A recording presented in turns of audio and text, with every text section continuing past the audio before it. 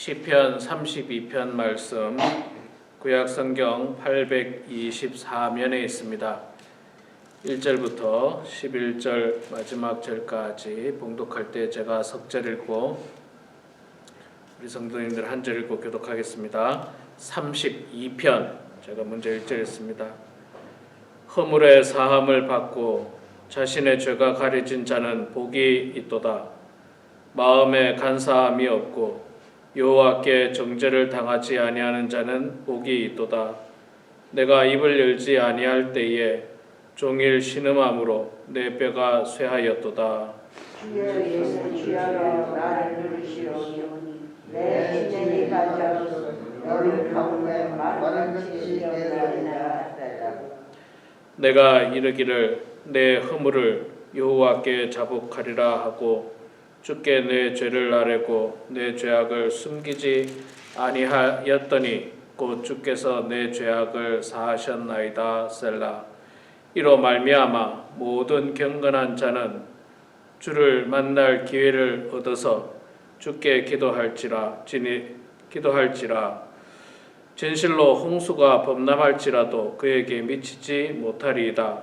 주는 나의 은신처이오니 환난에서 나를 보호하시고 구원의 노래로 나를 들으시리로다. 셀라. 내가 내 갈 길을 가르쳐 보이고 너를 주목하여 훈계하리로다. 너희는 무지한 말이나 노새 같이 되지 말지어다. 그것들은 제갈과 굴레로 단속하지 아니하면 너희에게 가까이 가지 아니하리로다. 악인에게는 많은 슬픔이 있으나 여호와를 신뢰하는 자에게는 인자하심이 두루리로다. 너희 의인들아 여호와를 기뻐하며 즐거워할지어다. 마음이 정직한 너희들아 다 즐거이 외칠지어다. 아멘. 오늘 또 이렇게 새벽에 나오신 우리 사랑하는 성도님들 모두 축복하고 환영합니다.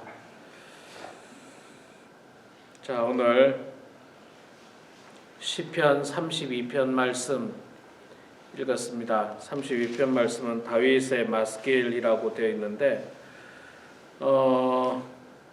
시편 32편은 회개시입니다. 회개시. 말씀을 우리가 쭉 봤습니다마는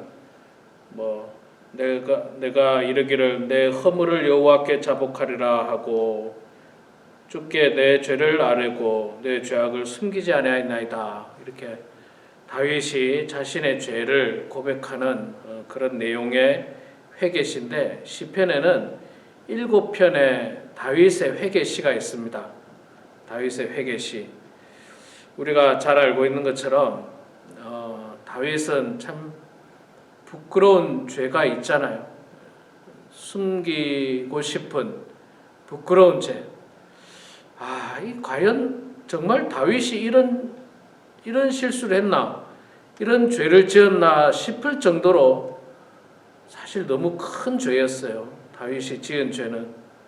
그래서 그렇지 다윗은 자신의 시를 통해서 자기의 잘못, 자기의 허물, 자기의 죄를 하나님 앞에 정직하게 고백을 하고 있습니다. 우리는요, 제가 지난 주일에도 설교 말씀을 통해서 이야기했는데 나의 실수, 나의 죄, 나의 허물을 정직하게 받아들이는 게 중요합니다. 베들레헴 땅을 버리고 모압 땅에서 살았던 것 자체가 하나님의 명령을 거역한 것, 또 하나님이 계시지 않고 우상이 가득한 이방 땅에서 산다는 것 자체가 큰 실수였고 죄였습니다.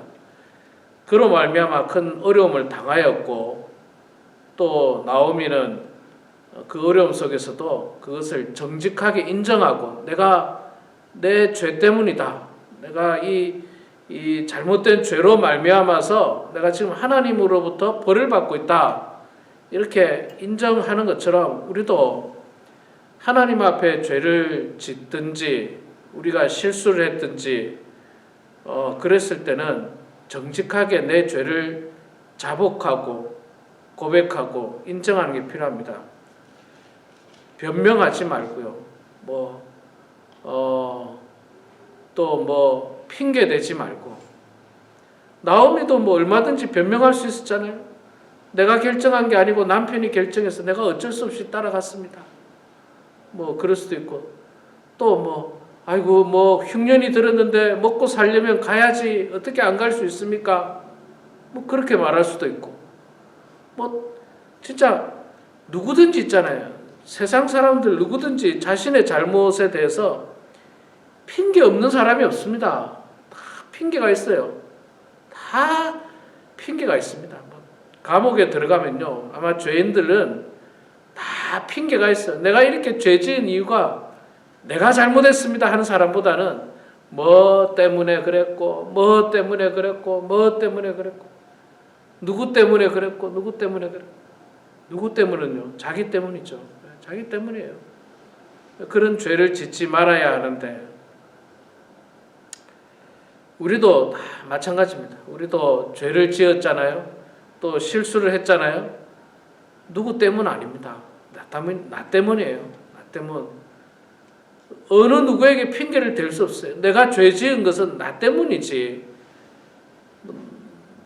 나 말고 다른 어떤 사람 때문이 결코 아닙니다. 자, 그래서 다윗은 오늘 시를 통해서 정직하게 고백하고 있어요. 시편을 통해서 7편의 말씀을 통해서 자신의 죄를 이야기하고 있는데, 오늘 말씀이 11절까지 돼 있죠.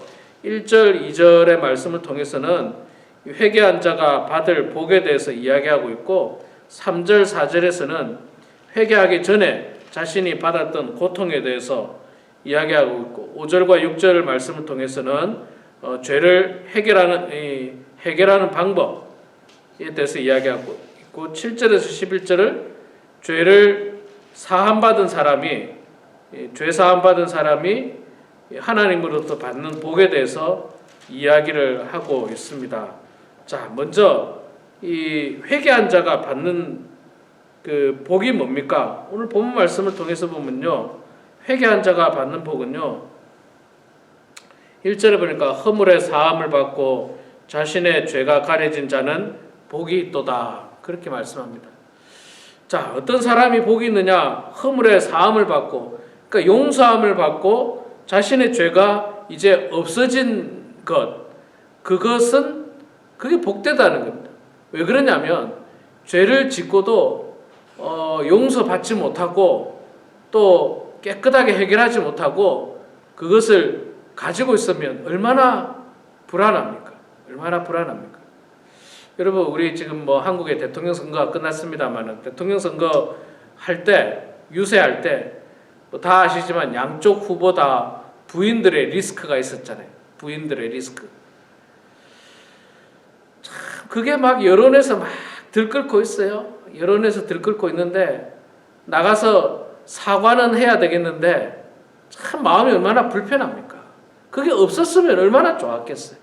그런 게 없었으면 뭐 만약에 예를 들어서 갑질한 사건, 그 비서관에게 갑질한 사건, 혹은 학력을 위조한 사건, 이걸 안 했으면 참 좋았을 텐데, 이 대통령 될 줄 알았습니까? 대통령에 나올 줄 알았습니까? 남편이. 그래서 숨기고 싶은데 이게 다 드러나는 거예요. 그런데 여러분, 어느 때 이게 기분이 좋으냐면 그냥 사실은 딱 나가서 내가 잘못했습니다. 다 내 죄 때문입니다. 나를 용서해 주십시오. 이렇게 정직하게 말하고 나면요, 좀 나아요. 낫습니다. 그거 끙 안고 그냥 이 노심초사하고 누가 알면 어떻게 하나, 누가 내 뒷조사를 해서 나의 숨겨진 과거, 나의 어떤 부끄러운 과거, 그거 누가 알면 어떻게 하나, 나의 죄를 누가 들춰내면 어떻게 하나, 그런 어떤 불안 가운데 있는데 그냥 그거 다 터뜨리고 내가 잘못했습니다. 내가 옛날에 욕심으로 내가 좀 학력을 위조했고 내가 잘못했습니다. 이렇게 말하고 나면요, 용서를 구하면 괜찮아요.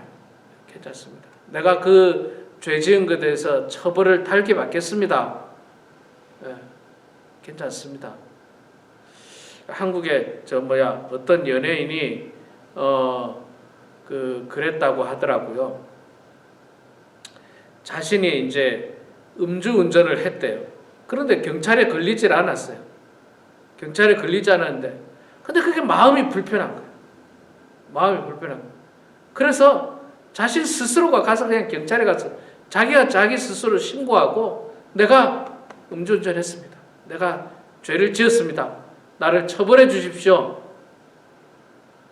그러고 나면 그 다음부터 그 처벌에 대해서 이 죄를 지은 것에 대해서 죄값을 받고, 죄값을 깨끗하게 이제 받고 끝나면 얼마나 마음이 편안합니까? 근데 만약에 그걸 계속 숨기고 있어요.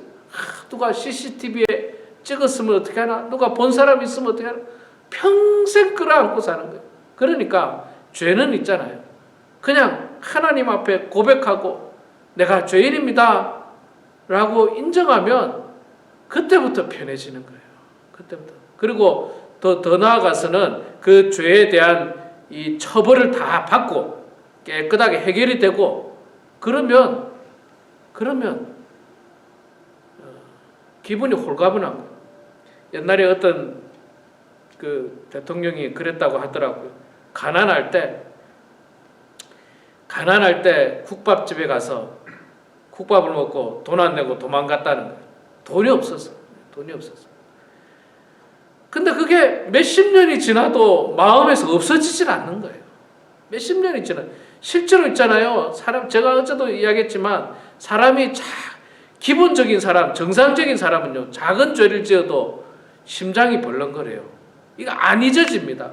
국밥집에 가서 국밥 한 그릇 먹고 돈 안 내고 도망간 거는요, 정상적인 사람이라면 평생 못 잊어요.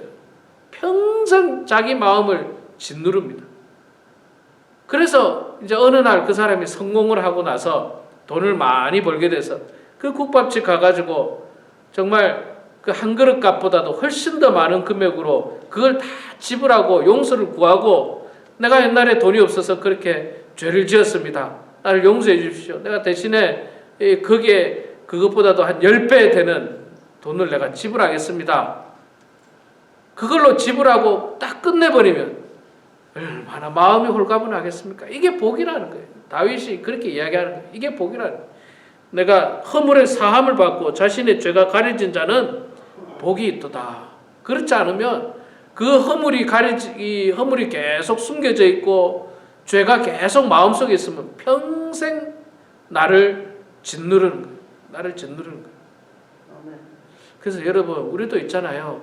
첫째는 죄를 안 지으려고 애써야 되고요. 둘째는 죄를 지었다 싶으면요, 누구에겐가 그 사람에게 가서 용서를 구하세요. 내가 잘못했다. 내가 실수했다. 내가 순간 좀 실언을 한 것 같다. 용서를 구하면요, 깨끗해져요. 마음이 편해져요. 그렇습니다. 자, 또 회개를 하면요, 마음이 평안해지는데, 만약에 회개가 없으면 굉장히 마음의 불편함이 여전히 존재하고 있습니다. 2절 말씀에 보면 비슷한 말씀이죠. 마음에 간사함이 없고 여호와께 정죄를 당하지 아니하는 자는 복이 있도다. 다윗은 뭐라고 이야기하냐면, 내가 이걸 하나님 앞에 용서함 받지 않으면 종일 신음함으로 내 뼈가 쇠하다. 내가 죄 때문에 고통스러워 죽겠다는 거예요. 그러니까 고백해야 된다는 거죠. 죄 사함을 받아야 된다는 거죠. 하나님, 내 죄를 용서해 주십시오. 나를 사하여 주시옵소서. 내가 어린 시절에 무슨 이유인지는 잘 모르지만 여전히 내 마음속에서 가시지 않는 그런 허물들이 있습니다. 나를 용서해 주십시오. 그런 어떤 죄 사함들이 필요하고요. 또 후반부에 가면 이제 하나님께서 구체적으로 이 죄 사하는 용서함을 받은 사람이 받을 복에 대해서 7절 이하에서부터는 계속 나오고 있는데, 특히 10절 11절에 악인에게는 많은 슬픔이 있으나 여호와를 신뢰하는 자에게는 인자하심이 들으리로다. 너희 의인들아 여호와를 기뻐하며 즐거워할지어다. 마음이 정직한 너희들아 다 즐거이 외칠지어다.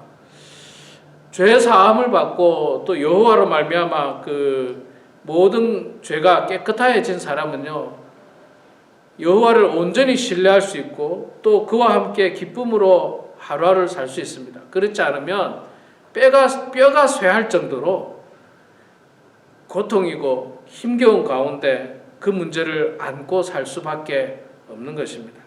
우리 사랑하는 성도 여러분, 우리 인간은요, 죄와 늘 가까이 있습니다. 죄가 늘 가까이 있어요. 멀리 있지도 않습니다. 항상 죄가 우리 옆에서 우리를 유혹합니다. 죄 지으라고 유혹합니다. 주장하라고 유혹합니다. 또 너를 무시하는 사람을 가만두지 말라고 유혹합니다. 바보처럼 가만히 있지 말라고 합니다. 싸우라고 합니다. 다투라고 해요. 그러나 그것이 그렇게 죄를 지었을 때 얼마나 우리 마음이 불편하다는 것은 우리는 인생을 통해서 많이 깨닫게 됩니다. 그래서 여러분, 그런 죄를 지었을 때마다 늘 하나님 앞에 우리의 죄를 고백하고, 하나님, 내가 죄를 지었습니다. 나를 용서해 주시고 나의 허물을 사하여 주십시오라고 고백해서 정말 내 마음속에 죄의 지옥으로 고통당하지 말고 죄 사함을 받음으로 말미암아 평안 가운데 기쁨 가운데 살아가는 그런 우리 모두가 되길 주의 이름으로 축원합니다. 기도하겠습니다. 사랑의 아버지 하나님, 은혜를 감사합니다. 오늘도 하나님께서 저희들에게 새날을 허락하여 주시고 축복된 하루를 허락해 주시니 고맙습니다. 우리 각자 인생의 무거운 짐들을 안고 살아가야 하는 날들이지만, 그러나 하나님께서 함께 하시는 날이기에 저희들이 희망을 가지고 소망을 가지고 또 기쁨을 가지고 이렇게 귀한 날을 맞게 하시니 주님 고맙습니다. 아버지 하나님, 저희들은 늘 연약하여서 죄의 유혹에 쉽게 빠집니다. 저희들의 모든 죄를 용서하여 주시옵소서. 죄를 지을 때마다 하나님 앞에 진심으로 고백하고 용서를 구하는 모든 성도들 되어서 우리의 마음이 죄로 말미암아 고통당하는 그런 지옥 같은 마음이 아니라 우리의 마음이 죄 사함을 받음으로 말미암아 정말로 평안 가운데 살아가는 모든 성도들 다 될 수 있도록 하나님 아버지 도와주시옵소서. 아버지 하나님, 우리 범원 한인교회 사랑하는 모든 성도들, 이 마지막 때에 우리의 소망은 오직 하늘에 있음을 고백합니다.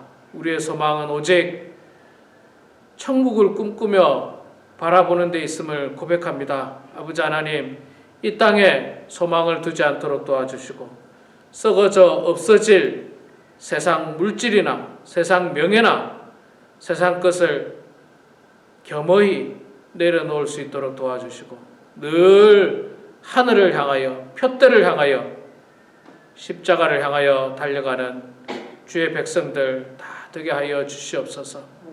무엇보다도 나를 위해서 십자가에서 죽으신 예수 그리스도의 그 고난과 고통을 기억하면서 이 사순절을 보내게 해주시고 그 은혜를 감사하면서 기도하는 사순절이 될 수 있도록 하나님 아버지 도와주시옵소서. 아버지 하나님, 더욱더 경건한 생활을 통해서 하나님의 은혜 가운데 살아가는 성도들 되게 하여 주시옵소서. 오늘도 겸손한 마음으로 주님 앞에 나와서 기도하는 기도의 일꾼들 한 사람 한 사람 복 내려주시고, 참으로 세상에는 말할 수 없고 하나님께만 간절한 마음으로 기도하는 그들의 기도를 들어주셔서 그 기도를 통하여 영적으로 강건하게 하여 주시고 육신적으로도 건강하게 해주시고 몸에 있는 모든 질병들이 사라질 수 있도록 하나님 아버지 붙들어 주시옵소서. 또한 그 기도를 통하여 자녀들이 복받게 하시고 손주들이 복받는 놀라운 은혜가 임하게 하여 주시옵소서. 감사드리며 살아계신 예수님의 이름으로 기도드리옵나이다. 아멘.